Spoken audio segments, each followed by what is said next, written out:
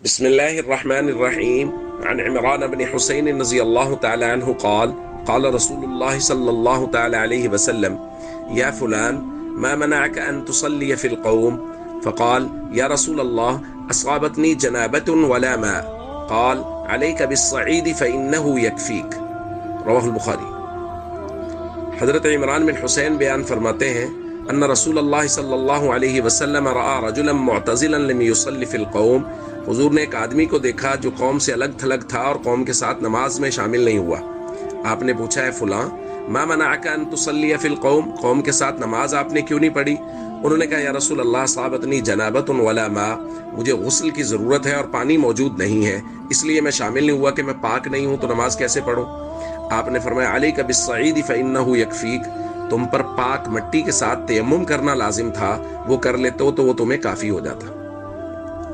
تو دوستو، یہ حکم ہے کہ کوئی آدمی اس کو وضو کی ضرورت ہے یا غسل کی ضرورت ہے اور پانی موجود نہیں ہے، یا پانی موجود ہے لیکن وہ معذور ہے، پانی استعمال نہیں کر سکتا، کسی بیماری کی وجہ سے، مرض کی وجہ سے، ڈاکٹر نے، کسی ماہر ڈاکٹر نے یہ بتا رکھا ہے کہ اگر آپ پانی استعمال کریں گے تو یہ مرض بڑھ جائے گا، تو اس صورت میں بھی جائز ہے کہ وہ تیمم کر لیں۔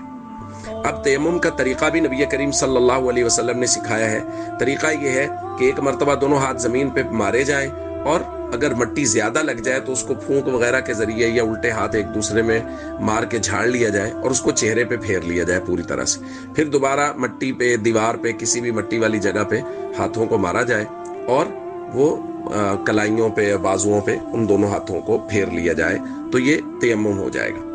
نبی کریم صلی اللہ علیہ وسلم کی موجودگی میں صحابہ کرام نے بھی ایسے ہی تیمم کیا، جیسا کہ سنن ابی داؤد کی روایت میں ہے کہ فضربوا بأكفهم الصعید ثم مسحوا وجوہهم مسحۃ واحدہ، کہ صحابہ نے اپنی ہتھیلیوں کو زمین پر مارا اور پھر چہرے پر ایک مرتبہ ان کا مسح کر لیا، اس کو پھیر لیا۔